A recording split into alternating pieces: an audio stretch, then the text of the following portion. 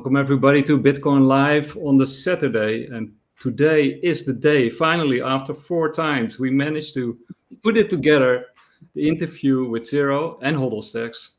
And we're going to talk about Zero Authority DAO, of course. We're going to talk about Trajan app, amazing stuff that you guys have built. But before we dive into all that stuff, we need to have your origin stories. How did you guys get into crypto? What was your big background before you got into crypto? And how did you found stacks and build Zero Authority DAO? What is the story? Nick, thank you for having us on. And we love Bitcoin Live. We've been huge supporters for the last several years. So anytime you invite us, we find it as an honor and a privilege to come here. So thank you so much, man. And you've been grinding away for years, and people don't know, but you are behind the scenes, and a lot of shows that run are on your technology and use a platform. And so huge shout out to Deorganized. They are one of our key partners. We love them. What Peace has built with everyone over there, Peace and GP and Mel, BTC, Good Kitty, and Hattie. We love all of them too, and they continue to bring different people on. I know 300 is now on the show, and that was cool that we were all able to pitch in and get the Starlink, and so he can join the shows, and he's just such a big part of the ecosystem. We have so many people like that are a big part of the ecosystems. That's why we love stacks. So for me, I learned about Bitcoin early. In college, I came out, both HodlSTX and we are, I'll say systems people, computer information. I did that in my background, and coming out, I still remember, and I kick myself every day, Nick, around how I discovered, because I remember the whole congressional hearing when the guy held up the Bitcoin sign and it said buy Bitcoin. I think, I don't remember, but someone famous, I think, bought that piece of paper. I want to say either it was Michael Saylor or it was one of the guys who used to be in the Trump administration who runs a hedge fund. But anyways, I saw that, still didn't realize what it was, came out of college, and then I remember the whole Bitcoin pizza story, and was like, this guy spent 10,000 Bitcoin on some Domino's delivery. And so at the same time, I was back in college when we used to call it frag nights, and we used to just get together and have like LAN parties where we play WoW or different games. StarCraft was my game of choice. And still I just thought it was like these virtual points. I didn't think anything more about it. And then I heard Pizza Day, totally didn't think anything about it. During the 2016 election, I was looking at some like clips of CNBC, and then they were talking about Bitcoin Pizza Day, and they were like, this guy's crazy. He spent 10,000 Bitcoin. That stuff is now worth millions of dollars. That's what picked up my interest, because I was thinking, how could this fake digital currency be worth millions of dollars now? So then 2017 bull run, I bought and sold and traded, because at the time Coinbase only had, I think, 5. They only had Bitcoin, ETH, and I want to say Bitcoin Cash. By the way, I checked CoinGecko. Bitcoin Cash is still a top 20. Who the hell is buying this thing? That's crazy. I don't know who the hell is buying this. Roger Ver, I think. Yeah, Roger Ver. just buy Bitcoin. Don't buy Bitcoin Cash. But how about Satoshi Vision?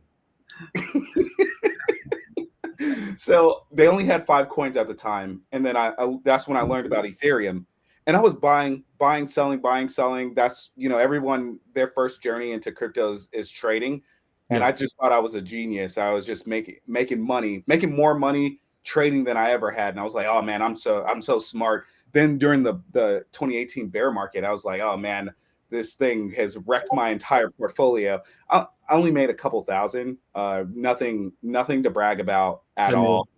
Yeah, I watched my portfolio go all the way up, and it came all the way down.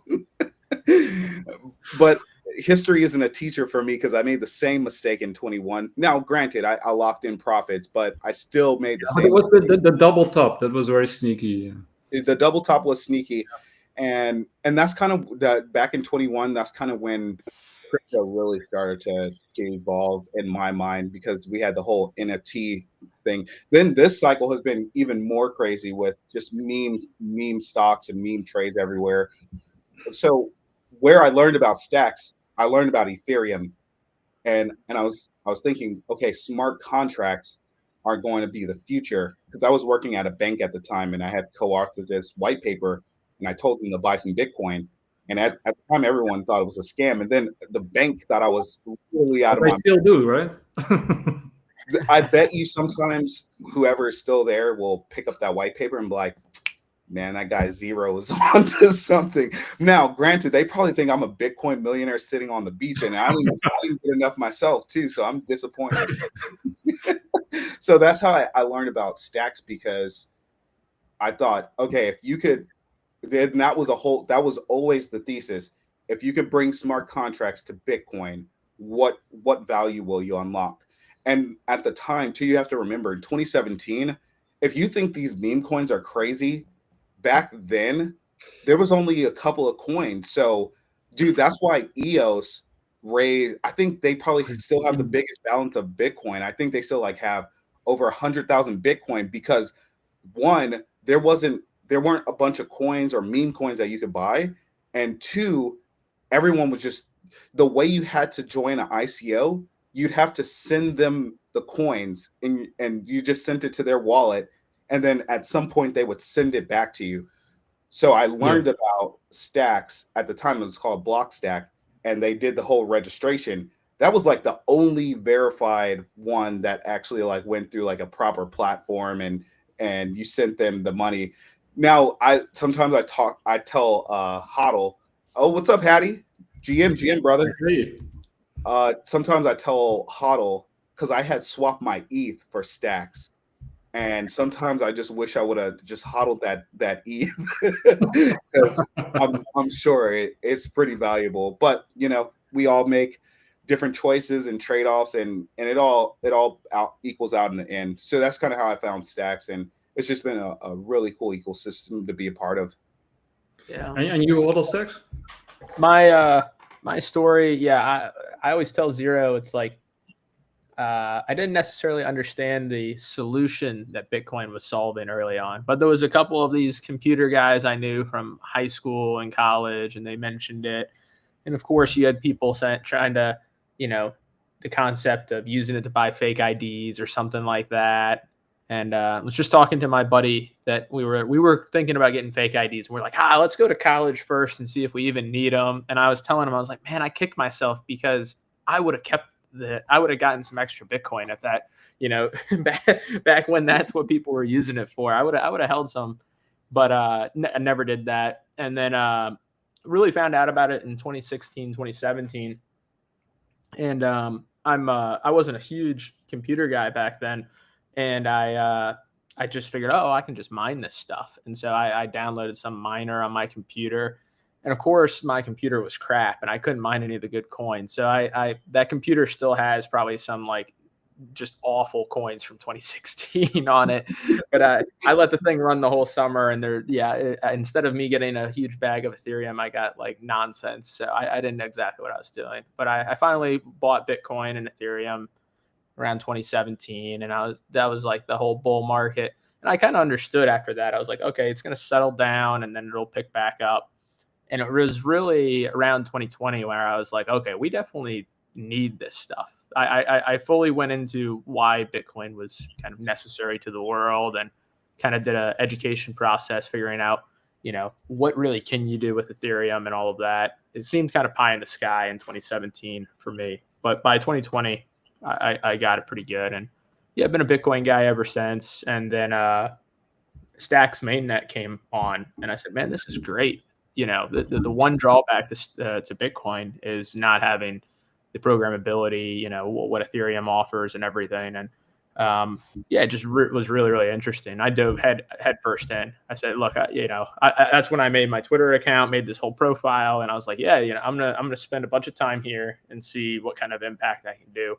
You kind of finally feel early, and it's people that you vibe with, Bitcoin people that have the same values. And yeah, that was kind of my long story short is, that's the story of Bitcoin and stacks to me. And yeah, just, it's home now. That's kind of how I view it is, Yeah, because it's also very much community driven, right? I mean, that's one of the nice things about this whole ecosystem. It's, how community driven it is. And I think, one of the things that I really like about Stacks is its community. And sort of, you mentioned Steve, of course, of the organized, Steve the machine, as I call him. Like the machine. Amount of shells that he produces is insane. But I think sort of community is what it's all about. And you got a few of these blockchains and working projects. Stacks is definitely one of them. And, it's sort of driven by its community. And what you guys have built is, I think, something that actually sort of emphasizes and reinforces that sense of community and decentralizes it. And what I sometimes mention to other blockchains, I'm also a big fan of Decred, for example, and Digibyte, and there's some others, Monero. But I think what sets Stacks apart is sort of the community infrastructure that it's behind it, and sort of the knowledge and the know-how. It's not only the brains, like people like you guys, but also sort of the sense that you need a certain amount of hierarchy and sort of systems and facilities to build in order to really get the most out of your community, right? For the community to organize around. Nick, I also have to tell the funny story of how HodlSTX and I had met. So back in 21, around the mainnet time, I had done the Bitcoin pizza launch. Oh, yeah. The NFTs, right? Yeah, the NFTs. Yeah. And so back then, Jamil, the founder, was still around for, it used to be called stxnft.com, and now it's Gamma. And he helped me launch the collection. And I mean, back then, to launch the collection, you had, I forget the name of the GitHub site, but this guy was showing people how do you use the code, then spin up Visual Basic or Visual Studio. Then you got to load all the code and get the layers done. So like I literally was scrambling because Jamil was like, hey, there's going to be another guy launching a pizza collection too. So you better get it. You better get all the JSON files to me and the metadata uploaded. And because he's going to launch soon. And if he launches that, he's probably going to sell it before you because there's no pizza collection. At the same time, there was some Anon running this NFT calendar site. And so I had reached out to this guy and I was like, hey, I'm launching a pizza collection. Can you put my site on? And this guy, he was well into this already. So we already kind of had the mega, I think it was right before Megapont or right after. So the big collection kind of already been out. And he was like, well, there's a bunch of like scammers now. And I'm like, dude, are you calling me a scammer? And so the guy never put my thing on the site because I think he got kind of busy and then went on to something else. And then I kind of ran into HodlSTX and I was like, hey man, I saw you put out a tweet about something. I got this idea for something else. I don't know what it's going to be called, but I think you and I should partner up. And he was like, dude, guess who it is? And I was like, I see your name is HodlSTX, but I don't know. Who are you? He's like, oh, I was running that NFT site. And I was like, dude, it was you the whole time. You didn't have that collection. Yeah, I started it because it was like. But to your credit, though, you stood firm on for what you believe. You're like, nah, there's too many scammers now. The Zero guy might be a scammer. I started it because I missed, there was like the second collection and it just dropped out of thin air and I missed it. And I'm like, man, I am on Twitter every single day. This is like a part-time job for me and I'm still missing the damn collections. And I was like, you know what? I'm going to create the calendar site for myself. So then I know when the hell this stuff is going to launch because the chain wasn't super optimized. It was a pain to actually mint. And I was like, I'm not missing another one of these. And so, things were going well. And then I started to see, I was like, man, there's way more collections dropping than there are people around here. And that's when I was like, yo, Zero, like, people I don't like, And that's when I kind of cooled off, and I was like, yeah, this is the end of this. I can already feel it. Yeah. I was the straw that broke the camel's back there. Like, no more. We just got way too much supply here. I'm like, dude, I'm just one guy with this little collection. And also, it was representative of Bitcoin Pizza Day, and we're on the Bitcoin L2, and Hodl would not list my thing on his site. I just stopped doing it for everybody. I was like, yeah, I'm done. Yeah. Now, but things can quickly change in crypto, right? I mean, we saw it yesterday. You know, one day we're celebrating under 25K, and then next day we're at, where are we? What, 112? Yeah, 111-ish.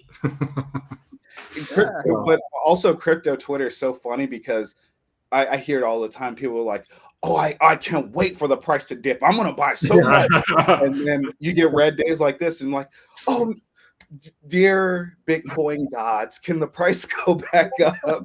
And I'm like, dude, this is where you buy it on the red days. You buy on the red days, you sell a little bit on the green days, and you repeat. You literally have to do the opposite of what your mind is telling you to do. It's very difficult. And people too own more Bitcoin than other stuff. Come on now. Like, you know, all these other coins, get yourself a good position in Bitcoin. You know, it's it's kind of funny, right? I mean, I often talk with people at work and family and friends, and then they want to know about crypto, at least some do, but then they don't want to know that when you tell them to buy some Bitcoin, that's the stuff that they don't want to know, right? They skip that part. Tell me the next Bitcoin, right? It's kind of interesting you say that, because a lot of us still say we're still early. And if you look at the price of Bitcoin, you're like, well, how the hell are we early? Look at the price of it. But if you just walk around and you ask people, 8 out of 10, they don't even know what Bitcoin is. And then that one person may have heard of it, but they don't own anything. And there may be one person who actually has it. So, hey, let's go, Tenderly. Let's go. Hey, hey, hey. Hey, hey, hey. Stacks Connect. But it's true, you know, very few. We're really still early. And I was just talking to my neighbor recently. He was like, well, how high do you think Bitcoin is going to go? And so I said, well, when do you think they're going to stop printing more money? And he said, well, what do you mean? Well, Bitcoin money. Bitcoin has no top because fiat has no bottom, right? So when you start thinking of it like that, that's why, like, now any SBTC that I earn, any Bitcoin or any CB BTC or Lombard BTC, I don't sell it. I don't sell it at all. Hey, what's up, crypto dude? Stacks Connect. I think all of us, you know, when you sort of go into the rabbit hole with Bitcoin and crypto, but especially Bitcoin, it teaches you not only about, you know, the technical side, what Bitcoin is, you know, when you read the white paper, but it also teaches you what is money, right? And what is wrong with the current financial system. And so many people don't know about Bitcoin, but sadly, they also don't know anything about money, really, and they also don't know anything that's wrong with the current system. They sort of, you know, they have this gut feeling that there's something not right, and things don't add up, but they don't exactly know what it is, and they are asking for the wrong solutions, right? More government intervention, more money printing, you know, save us, you know, etc. I saw this recent clip of I think he was either a Harvard or Cambridge professor, not sure, but he's been a professor of finance for 40 years. And he said he didn't understand what debasement was until he started to study Bitcoin. And I hear so many stories. I'm in that camp too. I didn't know what money and what the value of money meant until I started reading about Bitcoin. And there's so many stories like that. It's incredible when you think about it. Yeah. And sad, very sad also. It's something I remind people of a lot. It's like, you know, look at all the technological progress, yet the material aspects of people's lives is not as improved as the technology, as the medicine, as anything else. It's, you know, I think people inherently get that feeling where they're like, there's a disconnect. How come, the society we live in and everything else isn't as improved as, a computer chip has improved? It's pretty crazy, but that's the basement, that's, and yeah, I think I was telling Nick backstage, I was like, yeah, it's important. Yeah. I think Bitcoiners don't evangelize Bitcoin as much as they used to. It's important to get a lot of people with some Bitcoin in their pockets. And I think, if you want to have kind of a smooth transition, if you do think Bitcoin's going to do what I think we think it's going to do, it's important to have a nice wide distribution of people having this in their pockets and storing it and using it. It's one of the reasons why, Zero Authority is the way it is I want people, everybody has something to offer work-wise. Everybody has skills. Everybody has unique capabilities. Have them do the work, get some Bitcoin in their pocket, show their skills, grow themselves, become, who they can be. I think it was this guy, right? Yeah, that's him right there. Shall we listen to him? It's kind of interesting. Absolutely, if we can, that'd be great. Cool. It's almost as if you've been plugged into the matrix. You can be teaching finance and still on the blue pill, and then one day you wake up and you realize, wait,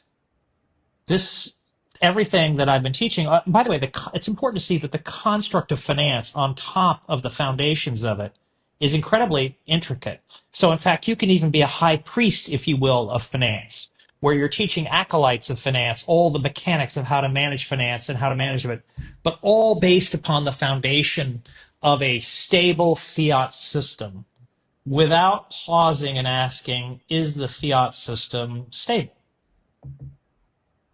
And it's almost as if, imagine, building a foundation, a magnificent building, if you will, or edifice, if you will, without asking, well, what's the quality of the sand or the granite, or what have we built it on?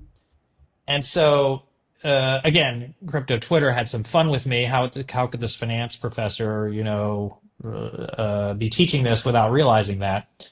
And maybe I'm an outlier. But you know what? What's really interesting to me is how few people who are extraordinarily gifted financiers and extraordinarily gifted in finance on Wall Street and TradFi don't pause to look at the foundation of the fiat system. And by the way, and to people who have had the red pill or the orange pill, whichever color you want, but not blue, to people who've had that pill, they see it and they can't unsee it. But if you haven't had that pill, if you haven't had somebody orange pill you or red pill you, whichever metaphor you want to use, we'll use orange pill. It's really hard to see. And you look at that and you say, how can a piece of code be worth anything? It's just a piece of code. There's nothing behind it. There's nothing that backs it. It's just a piece of code. Why is it worth $85,070 or whatever it was to? I don't know what it was. It was like 85. Well, you can hear that's it's a while ago. 85. You almost had me check the price right now. No. You need to play the Coinbase commercial. I think that's also amazing. Let me drop it in the chat here. Cool. Pull this up really quick. Yeah, and I'll repost this one for the people who want to listen to it. And GM to everyone watching, thanks so much for tuning in. We are so bullish on the Saks community, on the Bitcoin L2 community, and it's just incredible to be a part of this community together. Let's go. But so to give some background and context, I think this is a really great commercial. I send this to people because it's a 30-second clip, but it explains why Bitcoin has value because of the scarcity. And this really paints the picture and it helps you visualize why Bitcoin matters so much. Go ahead and play that. Yep, here we go. If a Bitcoin was the size of a quarter, all 21 million of them would fit inside a single shipping container. But to fit the dollars the Fed prints on average every day, you'd need 72 shipping containers. Each year, you'd need 26,280 containers.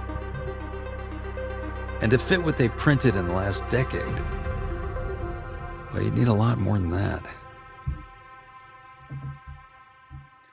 This is so powerful because one, it's just a quick 30-second clip, but then it gets you thinking like how much money is really out there. And this is why and actually, you know, money is not even the right word, right? Because you know, it's more like credit, because it's all numbers on a ledger somewhere. A bad ledger. The actual money in circulation, I think, is less than 1%. Yeah.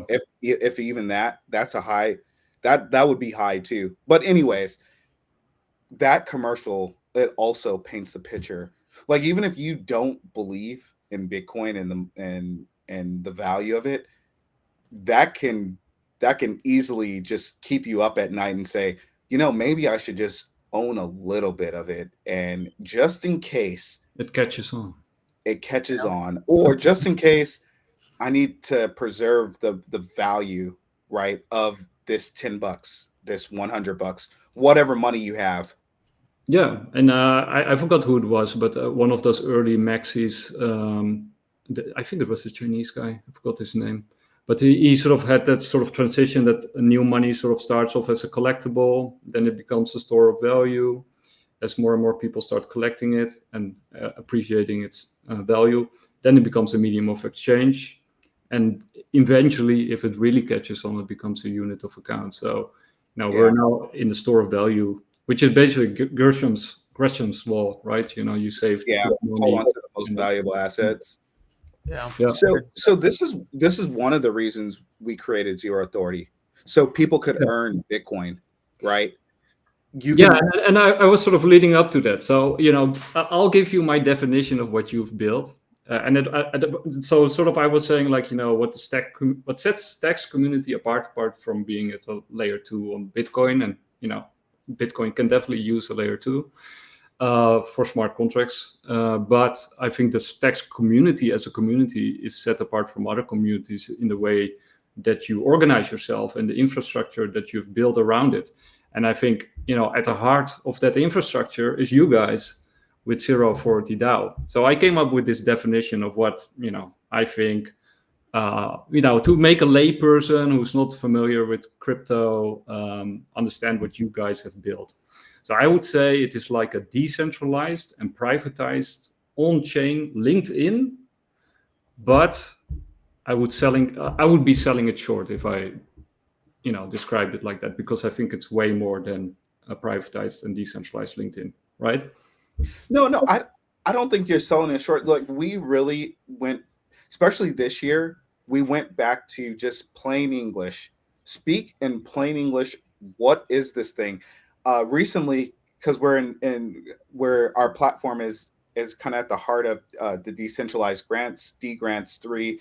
And so someone was telling me, hey, I have this idea for this thing. It's a decentralized computing network, decentralized storage, DeFi, D-science play. And I told the guy, run it through ChatGPT and just put it in plain English. Oh, it's a game that has some mechanisms that can be interesting and increase the token value, right? But a lot of us in Web3 overcomplicate what we're doing. And literally, I love how you explained it, because it's how I tell people, how I explain Zero Authority.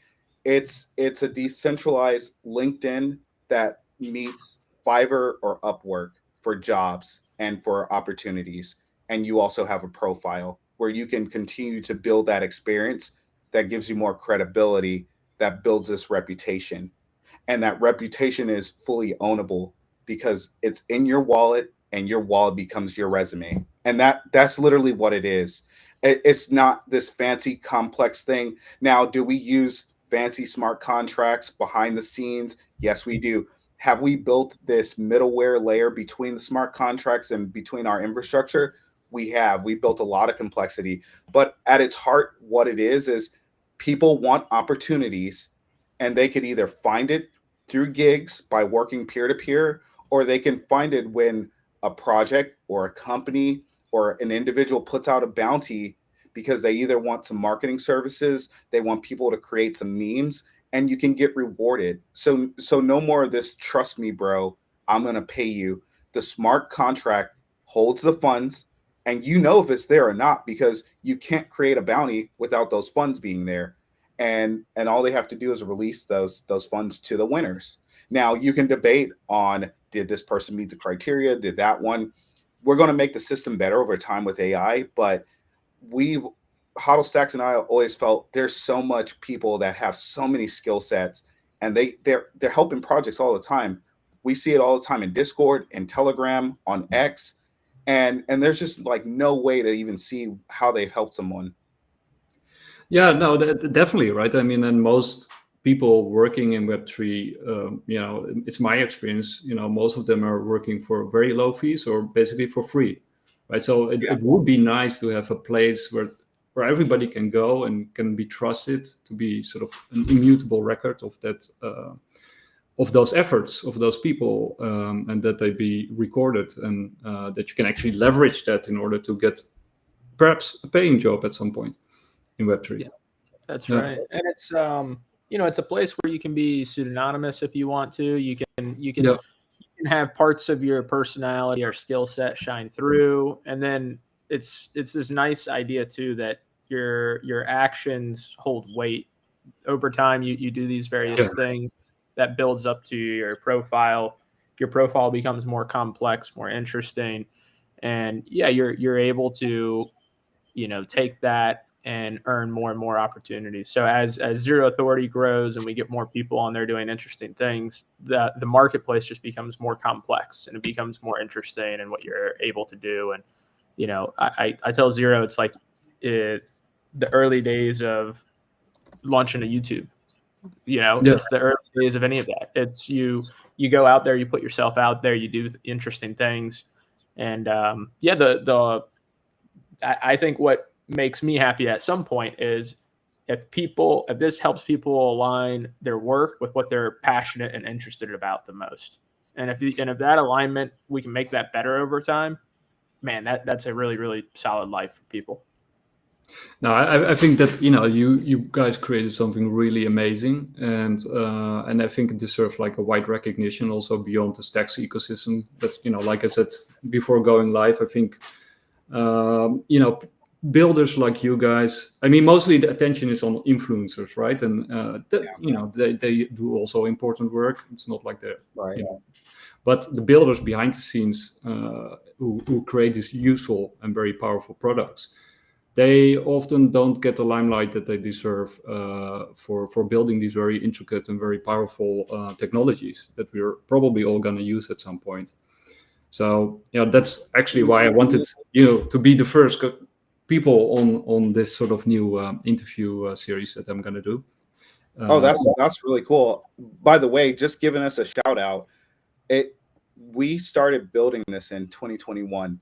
So if you think Zero Authority is an overnight success, let me tell you that there were so many days and months that we never wanted to quit, because we always thought what we're building is needed at some point in the future. We just never knew what that point would be.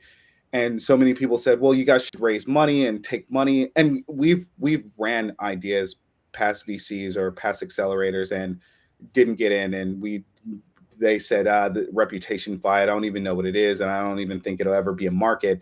So it's just so cool that what you said today, you've never told me this. We chat a lot over Twitter, and you never gave me a shout out, Nick. So just to hear it on the live stream, you've been reserving this space just to tell us that means a lot to both of us. And all those nights and weekends, I have 2 kids and a wife, and we have aging parents, and HodlSTX and I deal with that on with our parents and things like that. And so just to get to this point where companies come to ZeroAuthorityDAO.com and they just naturally can create gigs and do bounties without us having to beg anyone to do that.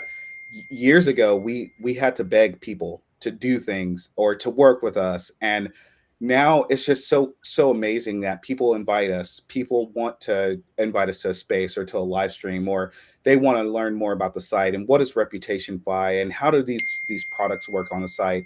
But I'm just so thankful that you gave us that shout out, because we don't do this for the glory or the accolades. We literally just grind every night, all weekend, just because we love to create solutions and solve problems. And we're engineers by trade, and kind of like we have like that engineering mindset. So the first version of what we created, it was a pile of horse shit. And I call it the Mexican Same year. My first interviews were also piles of horse shit.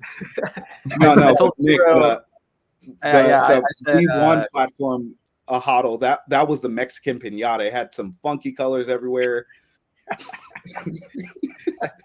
I told Zero, I said, hey, look, Curve looks like Windows 95. It still works. So like, that's true. That is true. So just to see people naturally coming, and this is where we feel like we're so ingrained with this community. And I'll give you a couple examples. When we had launch gigs, I really wanted to have this mechanism where people could work trustlessly. Whether you have a real ID, whether you have a pseudonymous ID, you could work together, and you don't have to fully trust the person. The funds are there in the smart contract. If you feel like they fulfill the work, release it 100%. If you think they did partial work, release it 75, 50%, right? I've heard so many stories, and I just heard one story where someone paid someone 100% up front to do some work, and they didn't deliver anything, didn't know who the person was. There was no recourse, right? And then along the way, HodlSTX kept seeing things on Twitter about bounties, and he came up with this really cool idea. What if we had this mechanism where anyone could post an opportunity to join? And that just kicked off this whole renaissance of creativity on chain. And then let's go, Peace Love. That's my guy. I love Peace Love. He was one of the first ones to ever do a gig. He actually created a theme song for us. We couldn't use it because at the time I like the Tron theme music. I used to use that for some of our live streams. He created something like that for us, but then YouTube flagged it as a violation. But no, we never got to use it. Well, actually, YouTube is a much relaxer these days than it used to be. That's good. Horrible. Well, also too, you got to imagine if I'm this movie or this theme show and people give me an attribution in their description to use it. Let's go. Hey, we got to play the song for Diego. Diego is absolutely my guy. I love Diego so much. But what I was saying though, Nick, is that we just been toiling away in the basement for years. And then we met Rocky at Redblocks, and his vision for the platform really brought it to life. We always had all of these ideas. Hodl and I are really good we work with our team, whether it's Haj, Shashil, Gizlo, we work and we all kind of have this engineering mindset, but Rocky and Redblock, they were able to paint this beautiful story of what we wanted to do on the platform. Then along the way, Jack said, you know what would be cool? What if we could add bounties as a reward? And so we coded it up and it works. And we're just a community platform. That's what we are, on-chain coordination layer. That's really what it is. Well, that sort of ties into my earlier point, right? Because you want to leverage the power of your community, because there's a lot of big brains in a lot of different communities. But in order to sort of get them all together and get them coordinated and working towards something, you need that infrastructure, right? And I think that's the power of what you guys build, is that you can actually leverage the brain power that is there and organize it and bring it to a higher level, right? So, and then the question is, of course, you build it on stacks, and I love stacks. I actually also hold a bag of stacks, but is it also interoperable? Can other chains also use what you've built? Well, it's interesting that you say that, because let me just share my screen here, and let's see. I'm going to share my screen, and okay, you want to pull it on screen. So if this is your first time seeing the site, this is ZeroAuthorityDAO.com.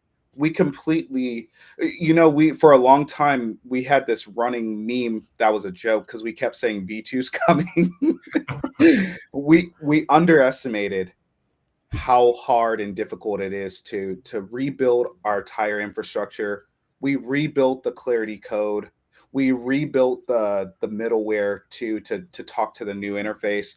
The way we had done it on V1, we put everything in the smart contracts, the start dates, the end dates on gigs and bounties, and it didn't allow for this flexibility. We didn't allow the logic to be handled on the platform. So if somebody wanted to change the end date, there was no way to do that because it was all driven in the smart contract. And once you code it in the smart contract, that's code, and you can't change the code.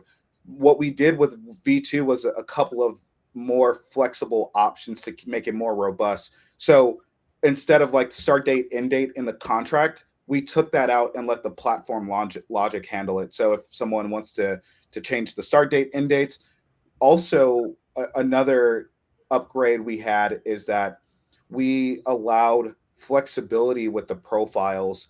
So where we're going with the profiles over time, we have this pending work too that we want to do is called universal profiles.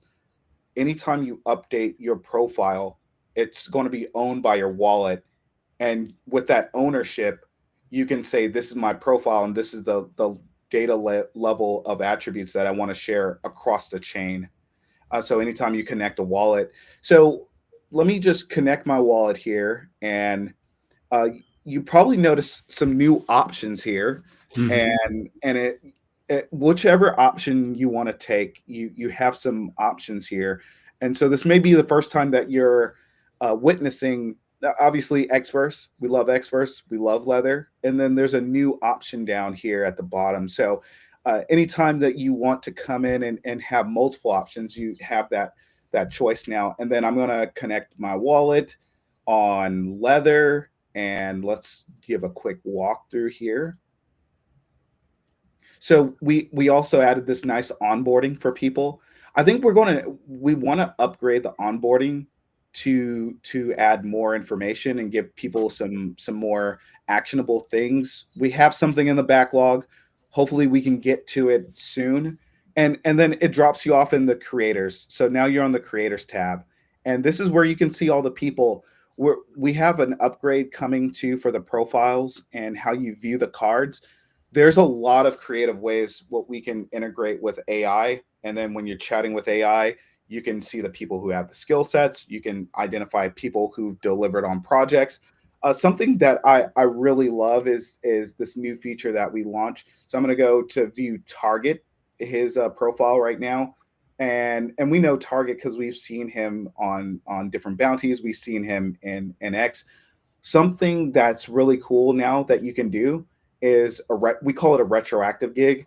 If you've ever done any past work or any work with anyone, and there wasn't a way to verify that work, ask that person to come in, and let me go to next. So let's say, hey, we worked together. We did a meme project together, and whatever the description was, add that description there, and then say what was the service. We did something for Stacks Africa, and then ask them to just give you some. It could be, I don't know, something like 5 STX, and then how much is the price there. So we recently started including the price level data, and we pulled data from CoinGecko, and we're also pulling data from Dex Screener now that we have that fully operational. Maybe you did a specific project with Leo, and you would like to earn some Leo, right? 6,000 for that project. That's a little that's a little much, but maybe you did some incredible work with Leo, and you can see from Dex Screener, we're pulling that data. We have USD and then euros, and so hey, maybe you did such incredible work. We're going to pay you 50 million Leo, whatever that amount is. But now you have the option to reward these people for the work that they've done. And the retroactive gigs, there's no send a request, accept the request, market complete. This is a direct payment.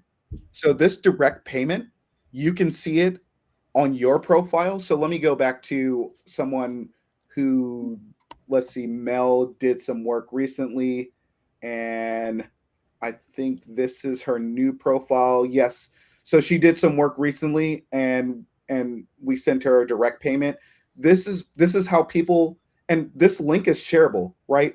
Anytime someone says, well, what did you do for someone? Well, you can go ahead and share this link right now and say, oh, this is what I did with these people. This is what I did for that company, right? This is the world we're going to. And the other cool thing that I wanted to show you, and I'll go back to Target here, Target 1 BTC. We could see all the bounties that people participate in and whether they won. And the other cool thing is, because they participate in bounties and gigs, they can mint the badges now, right? So people, we're working with Ryder right now, and they have this whole cool series that they had planned out for bounties. And with Ryder, you're able to go to their landing page, and if you participated in the bounty, you could mint the badge, right? So what HodlSTX and I wanted to do years ago is this concept of reputation badges. The problem with that is, one, we were on the old architecture. It was not flexible enough, and the data costs would go up exponentially. When we shifted over to the new infrastructure, it's more flexible, more modular.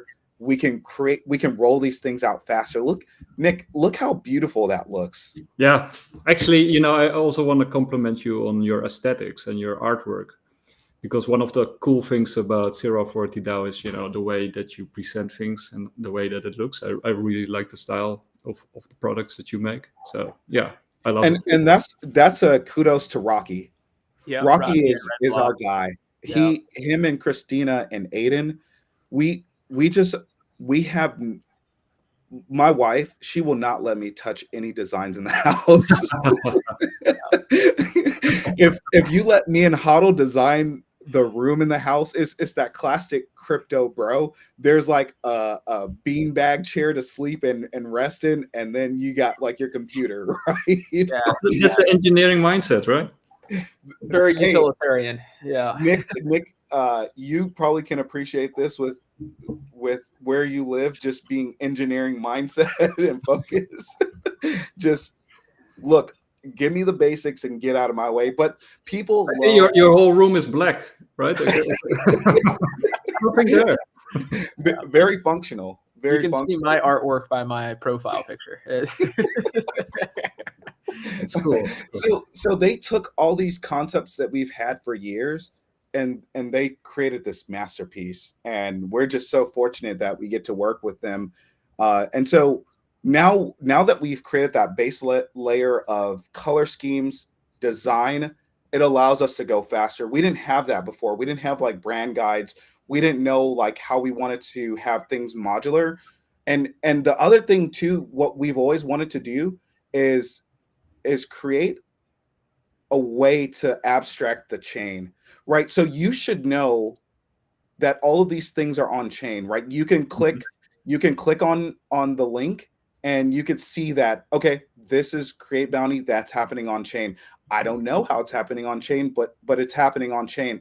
When you select the winners, you can also click on that link, and that'll take you directly to the submissions were accepted, and these were the wallets that were rewarded the amount that you had posted in the smart contract, right? And there's a lot of things you can do with this in the sandbox that we haven't even scratched the surface on.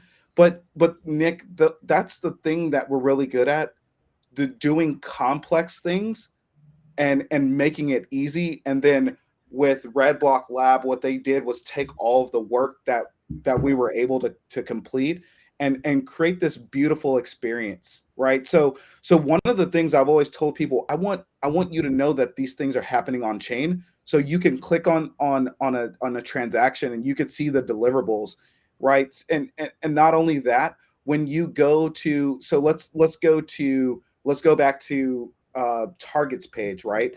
The other thing I want people to know is because this is a decentralized network that's built on top of Web3, these things should be completely trustless and permissionless, right? So when you click on this is how you know this is stored on IPFS, and this is the actual contract where we've created that you can see that this is where the badge was minted. And this is why your wallet owns this badge, because it's not, you don't have to trust Zero Authority.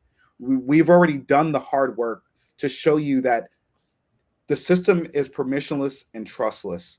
And we're getting to the point too where we can further obfuscate all of these things with what's coming in the next version, what we've seen like just in the industry and Web3 happening with all these smart wallets, right? Yeah. That's going to be the next layer of what we're going to be able to do.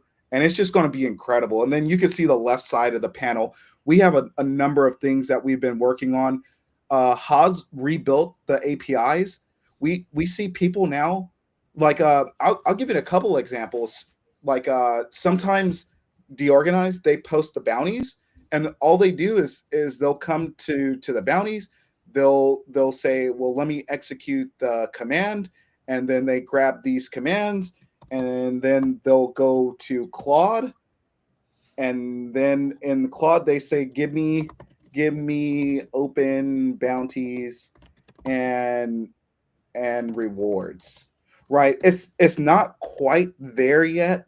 It's getting better with the data. We still got some enhancements to make, but dude, look how easy this is. That this was the dream all along, Nick, that anyone anywhere could use this data for the next level of data and InfoFi and ReputationFI.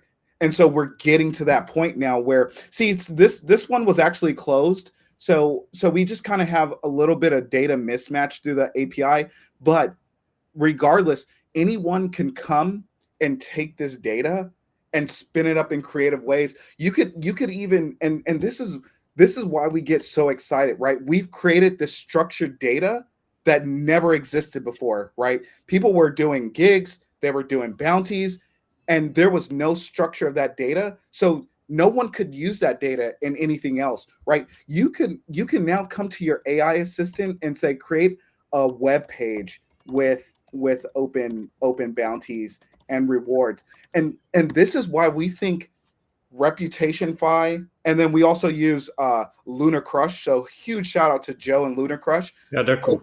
With your AI companion and your agents and ReputationFI and Lunar Crush, what the next level of all this data and what you can do with it is, it's insane, Nick. I'm just so bullish on all of it. It's insane what you can do with this data. Sorry, I went off on a tangent today. No, that's good. I mean, that's one of the things that people want to hear, that enthusiasm, right? And it's good to hear, the developer or the builder speak with such passion about the thing that they have created, right? It's sort of infectious. It infects other people, and they take notice. Nick, I'll sometimes, like, it's late at night for me and with the kids and bath time.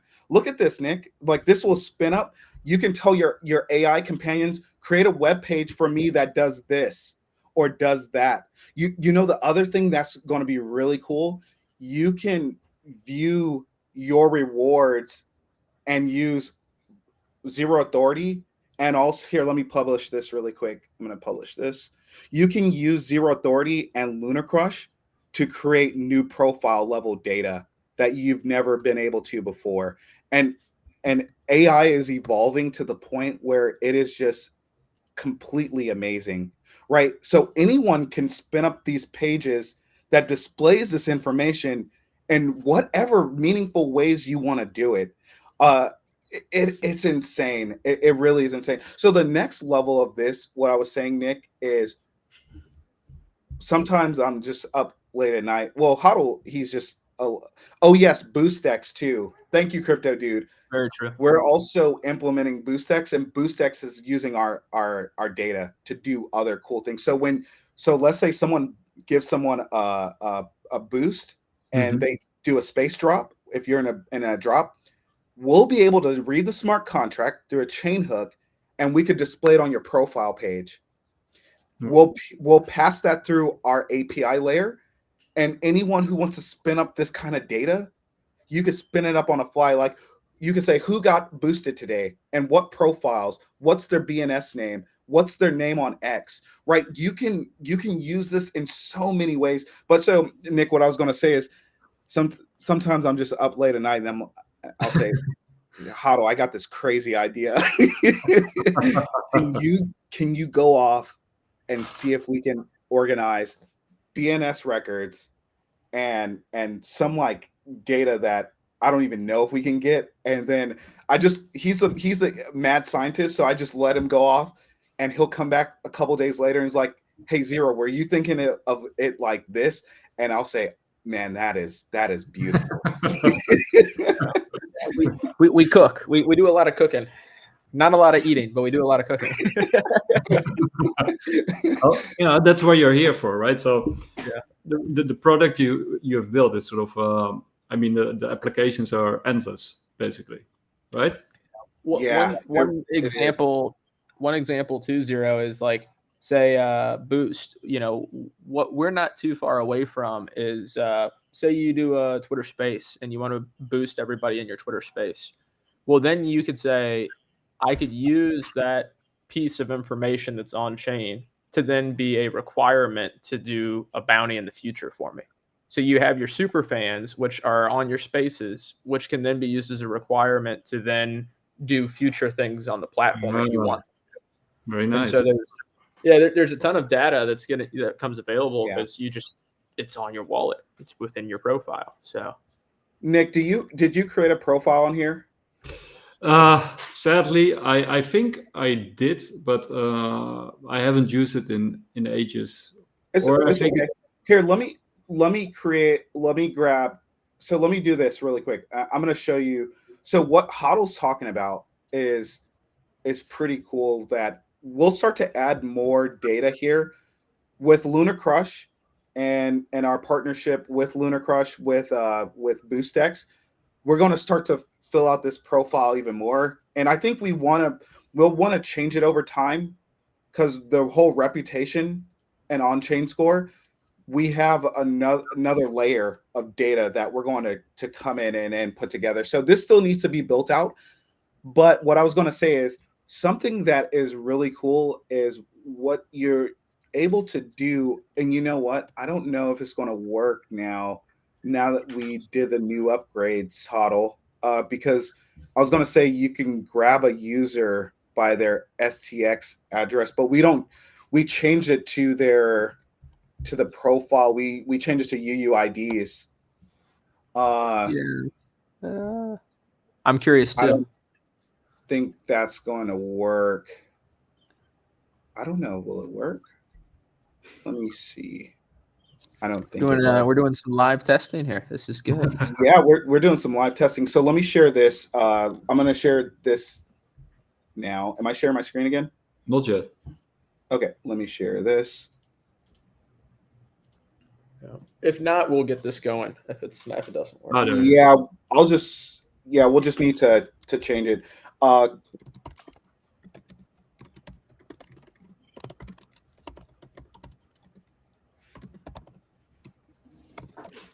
Yeah, Nick, once you get Zero sharing his screen, it's all bets off for. No problem. Yeah. No. Zero's over here. He's cooking that. Oh yeah, it failed. Yeah. Let me try to grab. I'm gonna grab. Let me see. I'll just do. So we're now seeing you in action. Well, so you're seeing live action of how we end up testing things. I start trying to do things, and I tell HODL, we really need to make this work on the platform, and then he goes off and starts creating stuff with the whole team. So let me grab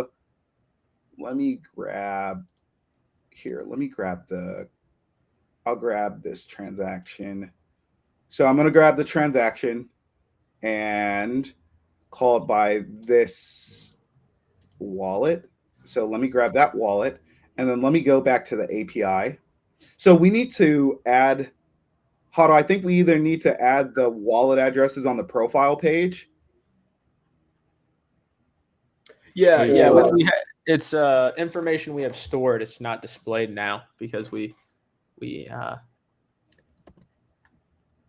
because of our And- movements with different chains, right? So it's Yeah. So let me go back here. I think we can do it again. So let's try this. Create a web page. This is so cool that you could do this so fast now, right? Yeah. Before they talked about like how you would use AI capabilities, but now that you're seeing it with the structured data and what you can create, it's just insane. It really is insane. For us to do this could probably take a week of planning and organizing just to like prototype, right? But now you can literally grab a couple APIs and data points, and you just go so much faster. And so I'm just like really impressed, really, to be honest. On that, where do you think we are on the exponential curve when it comes to technology? Oh man, I'd say at some point we're gonna reach like a step function where it's like we will reach some kind of plateau. But I think we're very well along, like maybe 4 years away. Now I tell Zero all the time, I'm not too worried about AI stealing jobs or anything like that, just because people are still inherently lazy. So there's a ton of problems to solve for people, because I don't think there's any there's no lower bound of people's laziness. So there will always be things to automate, to make better, to make people's lives easier. And there's going to be a ton of stuff that the average person just doesn't want to mess with. So the barrier to entry, the comfort sphere, the comfort zone. You know, and that's a great point. To be honest, I think we probably might be at that plateau right now, and we may need some further innovations in the energy space. It's coming. Bitcoin. It is coming. I mean, they're talking about these small reactors that can be ran, outside of your home. Yeah. That's pretty. I think there was a breakthrough in nuclear fission as well, right? Yeah. So if you get endless energy, that literally will change the trajectory of humanity. Absolutely. Yeah. So it's kind of fascinating that you're asking the question. I don't know why this is. I think our API fetch is broken with this changes that we made. But for this part of it, for the profile level. But it's just so cool to be able to use LunarCrush, Zero Authority, and create your own reputation profile or dashboard or whatever you want to create. I honestly, I thought this would be years away that we can do this with this level of data, but just seeing it just in action, I'm even thinking it'll be more interesting with your AI agents sooner than later. Now, I still think there's a couple years. We're still years away from how the agents, and we're also thinking about the whole agentic experience, because we've designed it for humans in the modern UX. When you redesign it for agents, that's a completely different way to think about a platform and how you interact with the data. And when you interact with a chat interface, at some point Nova Chat will be fully operational, and it'll work with your agents as well. Something else give the audience like a 1 minute download on what Nova does right now.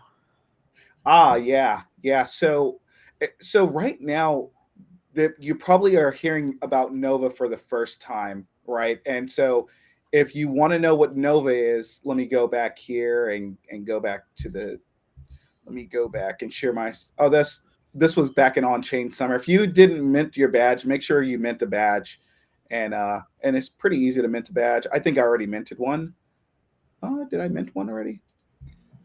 By the way, can you tell me the story behind your logo, the bird? I love it's sort of like an origami bird.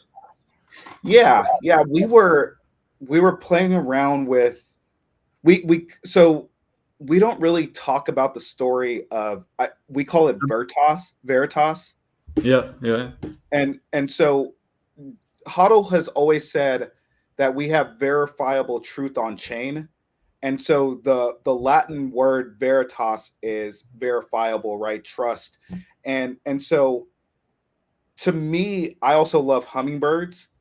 And so what it kind of birds in general represent freedom, freedom of choice, freedom of expression, freedom of who you want to be. And I think Web3 embodies that very well, right? In Web3, you can bridge your real ID, or you could be the pseudonymous ID, or you could be a combination of real with pseudonym. And so just having the Veritas logo represent this freedom to transact. Hattie also has this phrase where he says, trust, transact, and I can't remember the other T, but it was trust, transact. And so that's what the Veritas represents, this freedom to interact and build trustless and permissionless systems on chain.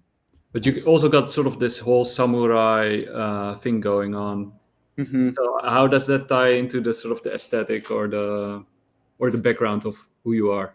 So where the origami pieces fit in, it's kind of like the whole coming together of multiple parts of the ecosystem to build this Veritas bird, this hummingbird, and the sums of the pieces are equal to the whole, and it all comes together and makes us better. Yeah, I'd say too, it's like your actions, you know, your various actions and skill sets and everything. It makes, you know, for you to fully fly and do you and be able to be who you are, you're composed of a lot of different parts. And, you know, your resume on LinkedIn or whatever else, that doesn't really show exactly who you are. You know, your actions over time show who you are. And early on, we live where people early on, HODL used to say too that, and we haven't really expressed this, but we probably should. But the things that you do in the Web2 space on LinkedIn, you tell people, I generally know this type of information, or I generally know these things, because a company doesn't want you to say exactly what you've done, because it could breach either the non-disclosure agreement that you sign in general as an employment agreement. Especially if you've worked on sensitive things, you cannot tell people that I've worked on these sensitive things. We're going into this world where in Web3, I want to know exactly what you've done and exactly who you've worked with, because there's pseudonyms and there's people who are pseudonymous. And so I need to know, because it builds this layer of credibility, which builds this layer of trust. So how do we build trust in a trustless world? Well, I need to know who you've worked with, what are the things you've worked on, and who have you worked on it with, right? So that's kind of like, it's funny that we live in this world today where and this is why hiring people is so hard, because you can go to their resume, or you can go to LinkedIn and like, well, generally I know these kind of things, but you don't know if they know specifically on like risk management or cyber or how to develop and react. But you come into your profile on Zero Authority, and it's more, I want to actually know the specifics and the skill sets that you have. But so what Nova is doing, and what Nova stands for, and we don't really tell people, but it's the network of verified actions, right? So we think about your reputation as all these touch points that you have on chain and off chain. And because there's all these touch points, that goes into the reputation that you're building, right? So a person who's more active on chain, off chain, daily, weekly, is going to have a higher, and you know, conceptually should have a higher reputation or on chain score than someone who logs on to their wallet once a year and does something on chain once a month, right? And so that's kind of like the conceptual model behind what we're trying to build. Then what we were able to do with Nova, so Gizlo was building some bots, and we have been talking for years. He was looking for a team to join, and we were looking for AI bots to build out. We could have done it ourselves. He could also build a team, but it just made sense for us to come together. And the way I describe Zero Authority is we're a bunch of misfits who love Bitcoin. Yeah. Well, now we're not. I wouldn't describe us as like degens. We're just kind of misfits. Like, you know, we kind of march to our own beat of our own drum. Yeah. But we all work together really well because it's all decentralized and we're all over the globe too. So where it comes in really powerful is he started building out things that you can do within Telegram and Discord. And what we did was took that to the next level. We said, what if Nova became the AI bot and you're an AI assistant on Zero Authority, and it could start to give you recommendations, tell you people who to work with, and tell you what's the reputation score of these people. And then what if we could do that off chain? And what if we could see the things that you do off chain and be able to help you identify any areas of concern? So I'll give you an example. Any community can come here and set up bots. So we have the biggest organizations in Stacks, whether that's Stack and DAO, whether it's Zest, Alex, they use our bots to pull in price data, right? You can pull in price data. You can pull in, let me go to the setup guide. So if you wanted to pull in price data, NFT buys, address tracker. The other thing that we have is the warning. So anytime a malicious contract gets deployed, we give a warning and we could set that up. The other thing I use it for too, and what I've told people is an address tracker.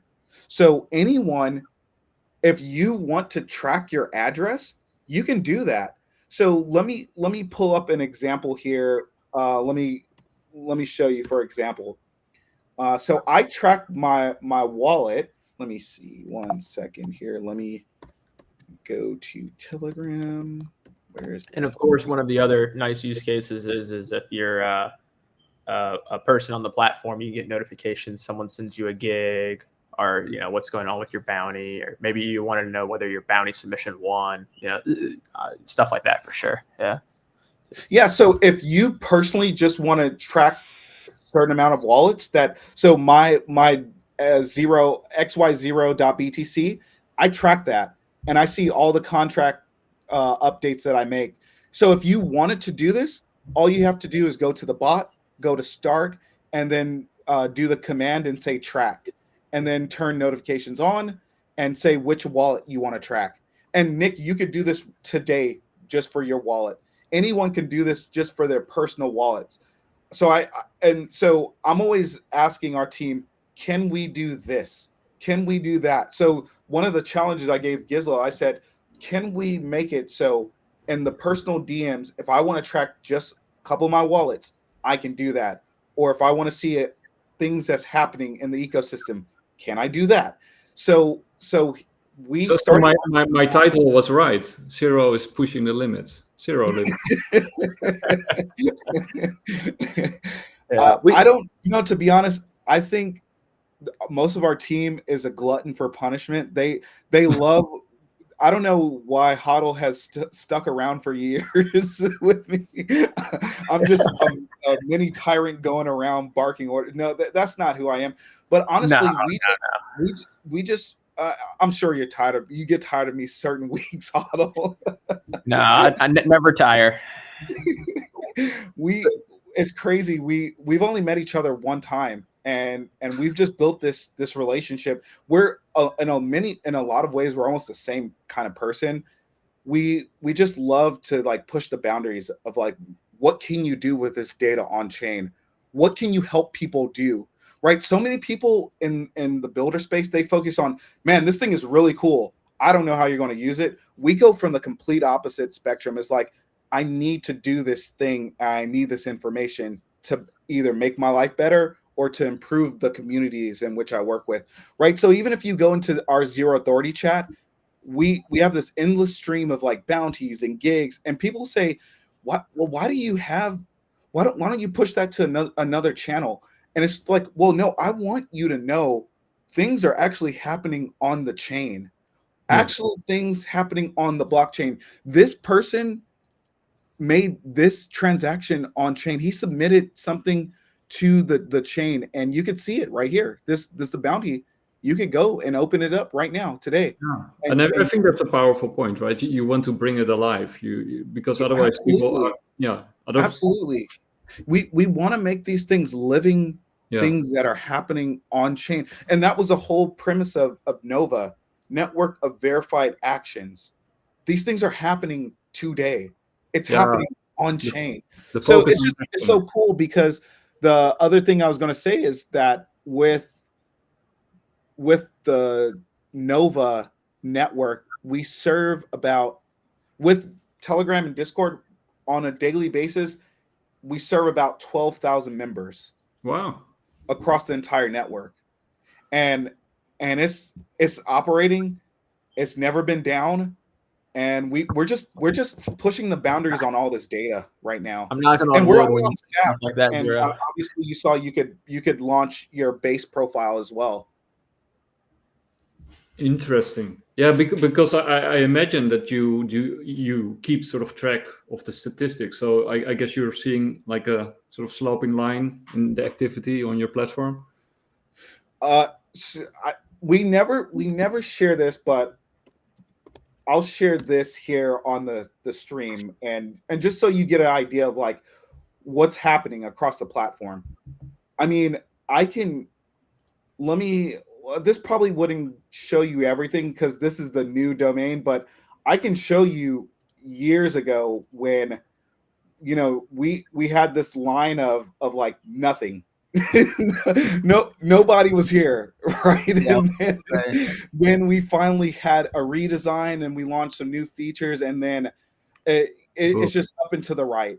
So if you use the other domain with our new domain, the numbers are off the chart, and it really it's a testament to people want to do things on chain, but they want to do it in a meaningful way, right? And so, I mean, the numbers are staggering, right? Say we have 19,000 people that's come to the platform and done something in some capacity. It's really amazing to see. Yeah, but because for example, you can run a YouTube channel and then people just have to view a video, right? That's all they have to do. But what you guys are building is actually something that you actually have to perform an activity, and some of these activities can be quite challenging for some people, right? You have to jump over a hurdle or meet certain criteria to do it, and so that's what I was saying, Nick. When a couple people were helping us early on, and they would say, "Oh, we need to launch right now. We need to go fast." What we built relies on people to interact on chain. There's no way to microwave that. You can't microwave it, because if you build something fast and you try to put it out there, there's no justification or incentive for people to do that unless the thing that I want to accomplish, it helps me get there faster, or the thing that I want to do, I can transact in this trustless way with two people that fully protects my funds, but also it protects my credibility, right? And so that's why I say, like, me and Hodl, nights and weekends for a year, we were just saying, well, what if you send someone a request? And then Hodl would come up with all these edge cases and scenarios, like, what if you sent someone a request for a gig and they accepted, but they didn't complete the work, and that person says, well, I'm going to send you 0 funds. In the smart contract, we've designed this whole like jury and counsel. You can't see it on the platform today. We don't have it fully baked out, but it's fully baked out process and fully baked out in the contract. Wow. And these are the things other people try to microwave, Nick. And you have to spend time to get that right, because if you get it wrong, people will never use it again. Yeah, well, I mean, it's and then another analogy with influencers, right? You can actually get a real following of real people who are actually supporting you and like what you're talking about, or you can buy a lot of fake accounts and boost your image or your following, and until it gets revealed and you drop like 50% and people stop following you again. That's right. Very true. Very true. It happens all the time. Yeah, definitely. I tell Zero too. It's like there's a hurdle too, because it's not like you're just kind of onboarding. These people also have to get their Leather wallet. They have to get X First wallet. So it's that's the pool of people is not anybody with a computer. It's someone with a Leather or X First wallet, or we have to convince them to get one of those wallets. And to be honest, like, I'm doing this. I love what you guys are building. I'm pretty much a native in the crypto ecosystem, but the amount of time that they actually spend, doing all these things, the actual things is limited, right? Because I also have my full-time job. I'm doing this, and you have to organize all kinds of stuff. So like what you say, like the hurdle can also simply be time, energy that you have left to sort of dive into these things or return to the platform. So I think also the thing that you just mentioned about the notifications to keep you returning to the platform and make you notice that things are happening on the platform and that something positive is actually happening with what you're doing there and what other people are doing there is very powerful, right? Because that makes you aware of the value added and that that things are happening and that you want to return there. So I listen to a lot of startup podcasts. The one that sticks out in my mind is I was listening to 20 VC with Harry Stebbs, and he had Duolingo on. Duolingo has had explosive growth. Oh yeah. I know some addicts. People love it. The number one thing that they love about Duolingo is the tracker, the activity tracker. Have you logged in today and have you done a lesson? That to me stands out in my mind because Nova kind of helps you with that. Nova gives you all of these automations in Discord and Telegram, and it's like, hey, there was a new opportunity posted. Are you jumping on this? Okay, maybe you don't have time. Life is crazy, or you got some parents, or your wife, or husband, or kids, or blah blah blah blah blah blah. But then you're like, I'll do it later. You see another notification coming in. You're like, you know what? I better at least submit my bid so I could get a chance to win Ryder's bounty that put up 250 stacks. I mean, I even participate in some bounties sometimes too, because I'm like, I'd love to win some Leo, or I'd love to win some stacks. Just a small token of that appreciation, that goes a long way. And some people, they take this very serious, Nick. They treat this as like a side hustle, which in meaningful ways, I would love for us to get to the point where people around the globe say, you need to be using Zero Authority if you want new opportunities. If you want to build your profile, you want to build credibility and reputation on Web3, you need to use Zero Authority DAO. But apart from that, and I mean, those were very powerful reasons to get started. And I'm also talking to myself. But but the other thing is, a lot of people are always saying, like, you have to earn crypto, right? If you really want to get somewhere in the future, but also within the space, you have to get jobs and start earning crypto, right? Not just saving in crypto and buying crypto with fiat, but actually earning it, doing things. So you created a place that's very easy to use once you get the hang of it, which actually rewards you in crypto, which will probably, very likely, this is not financial advice, increase over time tremendously. While also increasing your reputation, while retaining your pseudonymity, if you want pseudonymity, and your sovereignty. What's there not to like? I mean, how very powerful is that ID? It's like, extremely, extremely powerful. I think so too. And just to wrap up things, because I know we're at the end.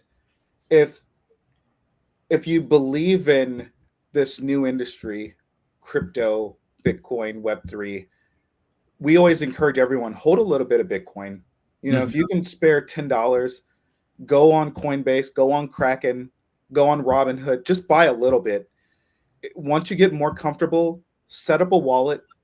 You can have Coinbase wallet, you can have Leather wallet, Xverse wallet. These are like the most trusted wallets in the world. I mean, even Phantom and MetaMask, they're the most trusted and they're most secure in the world. Keep going deeper into Web3. I would also encourage you, like you said, so that was something big for me. That's how I finally felt that I was baptized in Web3, because I had done some work for Patrick Stanley in the early days of Stacks, and he paid people in Bitcoin.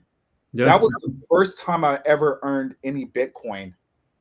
And when you do these things and people can see that you've done a gig with someone, or you won a bounty, Or and even, actually, someone of that reputation, right? right. That means something, and that means that you are fully native in this new world. Zero Authority DAO unlocks community and creator economies. Thank you, Hattie.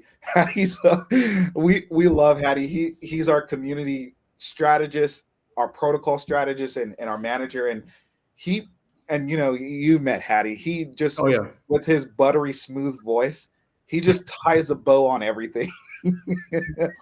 I think he has a great show, right? The Blank Page. I love watching. I love the Blank Page. And for me, the team, I'm always talking to Hodl because we just talk all the time, but I'll ping Hattie when I need, when I need to think far future. I'll say, Hattie, we need to do this thing. And he'll, so the bow and arrow in the name of Zero Authority, he said, well, what if we have something to represent the tribe?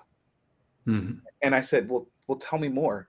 And he's like, well, every community or place, you need to have some kind of symbolism that people can rally around or get behind. It never even occurred to me that we even needed anything, right? He kind of, when he talks through things, it reminds me of Steve Jobs, where he says, you don't know what you need until I tell you what you need.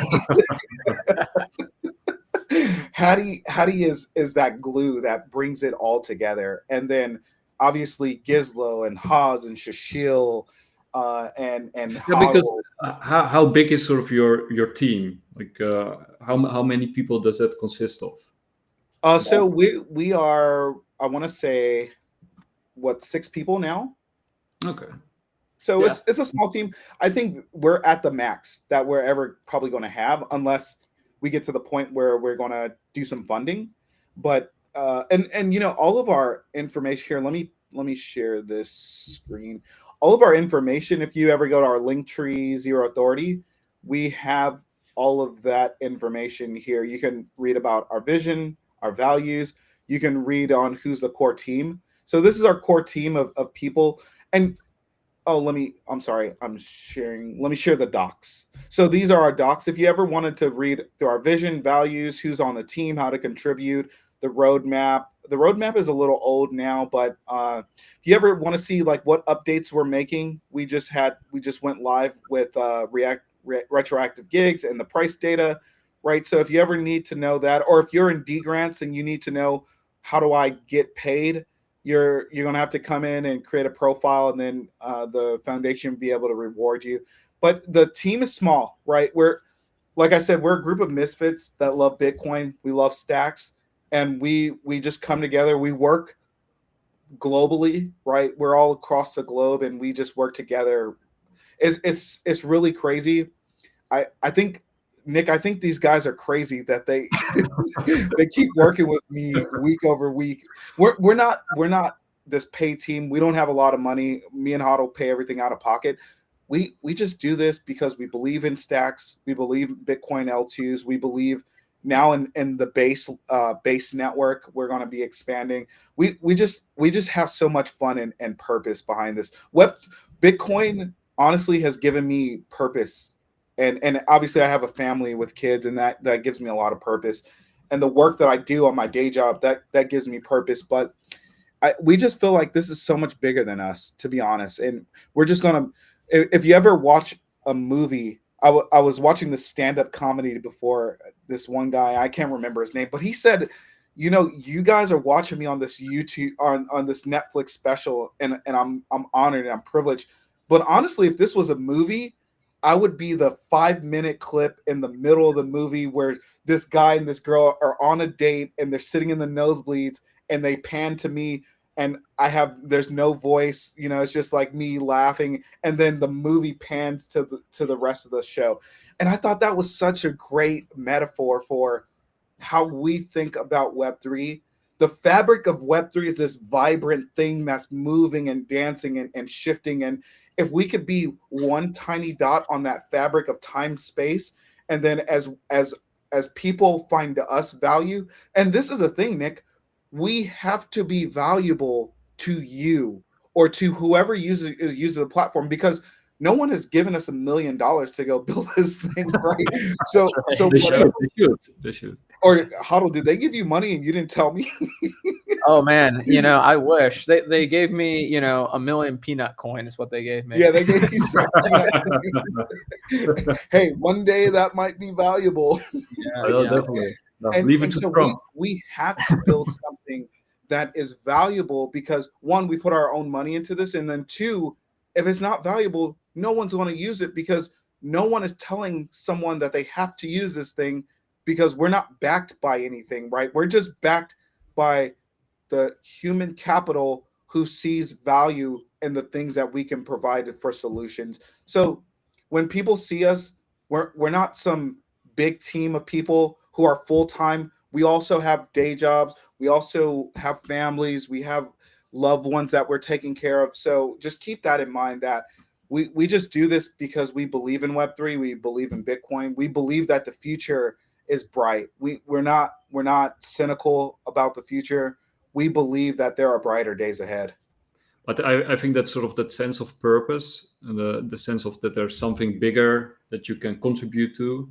That's something that you hear a lot within crypto and Web3. I think that's also why we often come across as zealots or zealots and sort of like evangelists, because people often compare Bitcoin and crypto to sort of like a religion or a cult, which I can understand. From the outside, we sort of look like crazy people that are at every party and every opportunity we start talking about Bitcoin and crypto and how it's gonna save the world and make everything better.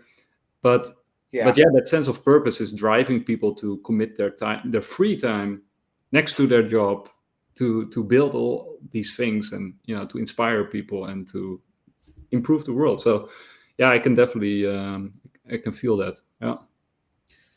Yeah. If the go ahead, Hodl. If you, I'll say. Go ahead. I was just that's definitely kind of the vibe. That's what keeps us going. It's and two, you just kind of think it's like, man, if we're able to make an impact, this is just raw demand of people wanting to use this, and if we can kind of make the future a little bit more like how we want it, heck, that's worth it. It's worth all the nights. It's worth all the weekends. It's worth it. And we kind of, I think me and Zero, we really believe what we're building will eventually have its time in the limelight. And so we just stick around and keep building, keep doing stuff. It's like we'll make good progress. We'll make a good impact.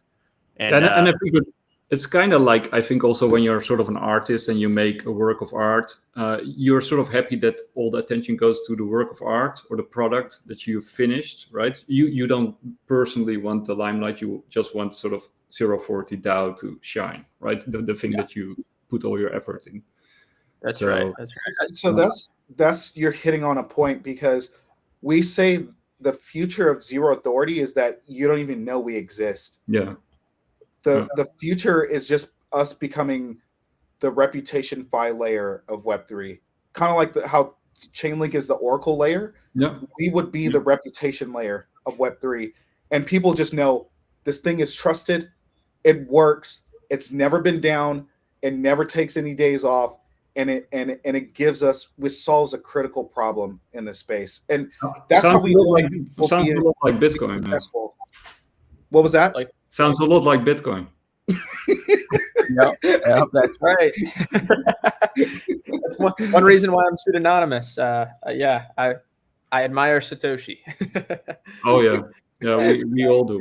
And I think it's also a little bit like you're playing with Lego, right? You know, all these sort of blockchains and sort of the modular aspect of crypto and what you're building. It's sort of like you're playing with Lego blocks and how these sort of fit together, and you know, building something really cool with you know, that's the unwritten story of Web3.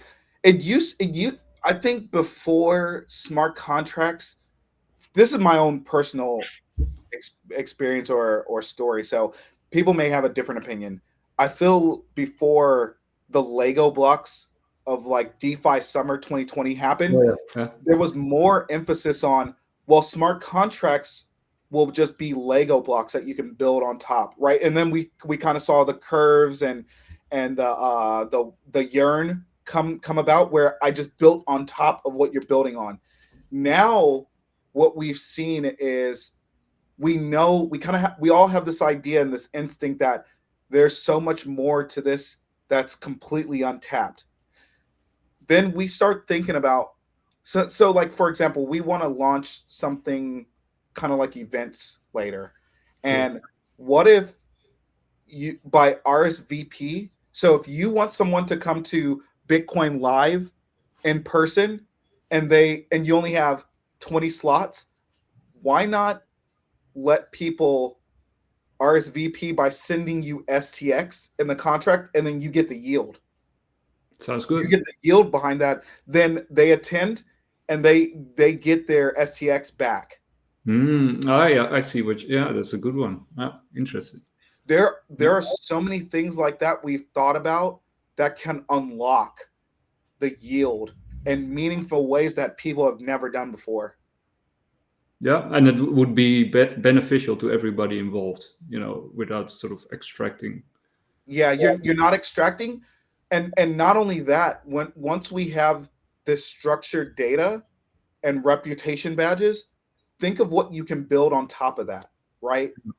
So you can do something where you take Bitflow and you take Zero Authority and Luna Crush, and now you have DeFi with ReputationFI with social intelligence.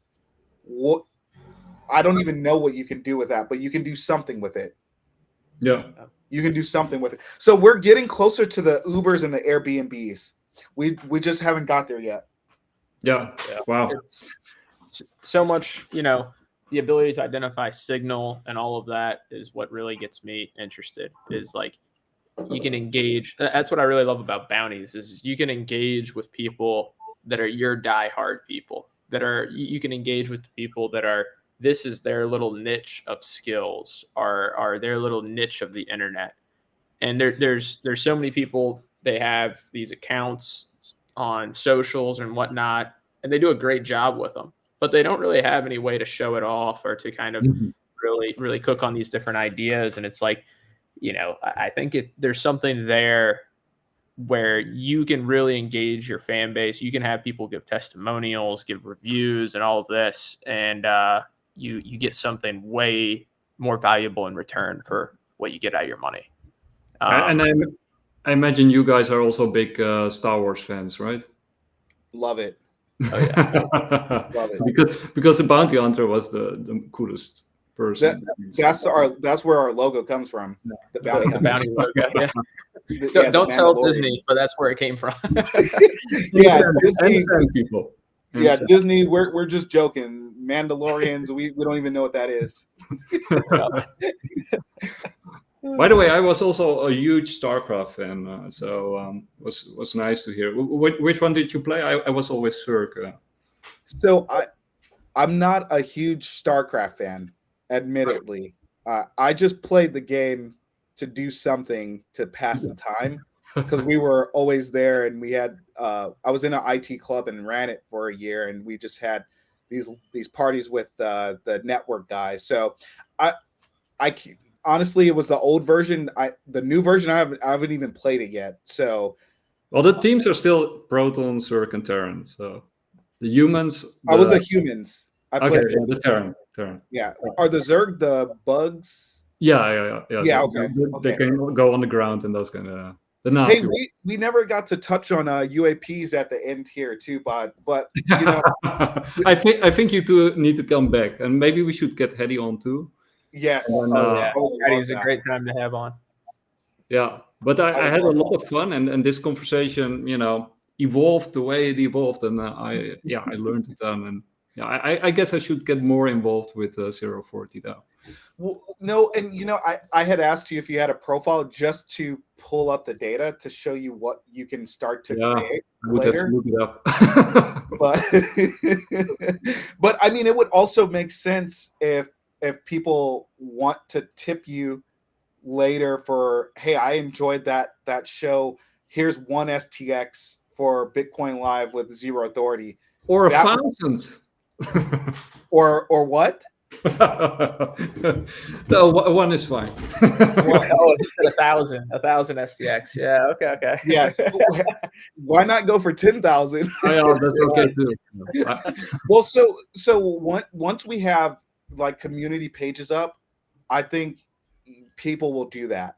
Like you'll use your Zero Authority page and create a community page just for you or for your organization, and people can contribute like that. And so I think that will be really cool to see later on, Nick. And then there's other integrations we'd love to do.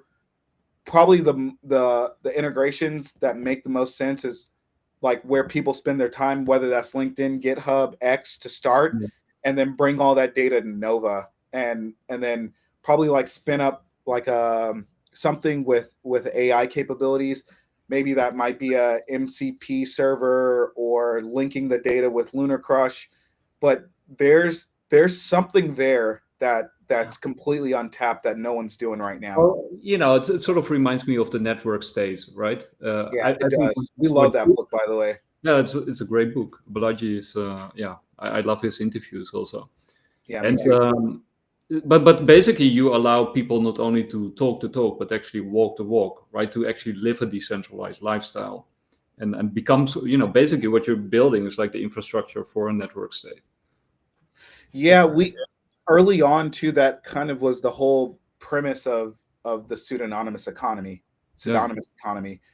Balaji, his talk, he used to do the Blockstack talks before the mainnet, and that was one of the inklings. And I still go back to that interview where he talks about 3 different states where you have your real ID, then you have your completely pseudonymous ID, and then you're somewhere in between. And I think we're getting there finally, where you can live as all 3, or you can be that person, whoever you want to be, which is that's really cool. And people should have the power to sort of manage their own data, right? What they want to reveal and what they don't want to reveal. And I think sort of you guys are building sort of the infrastructure to make that possible. I've seen people try to create like those data layers where you can try to do that, but to me it makes sense. And this is kind of like along the topics of identity and BNS. Yeah. We don't market ourselves as an identity layer. Mm-hmm. We market ourselves as a reputation layer, and what reputation means is that network of verified actions on chain, off chain. Yeah. When you start talking about identity, it's really this philosophical debate about like, well, what does identity mean? And you have a government identity, but does that really identify the person who you are? So we don't even get into that debate, and we don't go there because it's really, really a topic that deserves like decades of thinking about it. And so we just wanted to make something that's really easy to identify. I do these things on chain. I do these things off chain. Mm-hmm. That builds credibility. That builds trust in the trustless world. That gives me a reputation score, on chain score. And then from there, you use that however you see fit. Yeah. Yeah. Sounds good to me. Well, thanks so much for the opportunity to come on today. I really appreciate that. And go give us a follow on Zero Authority on the X page, and create a profile on zeroauthoritydao.com. Please, that's how you can support us right now. Yeah. And I want to thank both of you for taking the time and having this interview. And we're definitely going to do a follow-up with Hedy. Like I said, this is sort of the start of a new interview series that I want to do. and I was thinking about like, how am I gonna do this? And I just was like, okay, I'll just jump into it. But you guys are actually the first people from all the people that we know, that we actually know, like that we hang out with, like on the that we actually like. So people that I know for a long time, but I haven't really had the time to interview. So you were at the top of that list of people. Hedi's also on there, of course, and Steve and many other people. But well, Nick, fourth time is a charm. We've been trying to do this for a while now. Yeah, but it was worth it. I loved it. Yeah, we had a great time. I want to thank you, Nick. Appreciate you and everybody that was watching. I know Diego was on earlier. Check out BitFlow. Check out Deorganized, and really appreciate everything you do, Nick. I wanted to say one thing. I know I joke around about price and everything. I don't care. I just hold spot. But I prayers up to anybody that had a bunch of leverage. I imagine there's some people out there that are hurting bad today. So just prayers up to those people. Know there's another day beyond this one. So thank you. Does that? Yeah. Just focus on the future. But yeah, we first of all, this is often educational and infotainment content, of course. But we do talk about price, but we always advise not to do leverage. Like leverage is, oh my god, I wouldn't be able to sleep if I had leverage. Yeah, and Hero said, "What's up, Hero Gamer?" He said, "We need that bird logo much bigger behind Zero." True. So I'll try to make it huge behind me next time.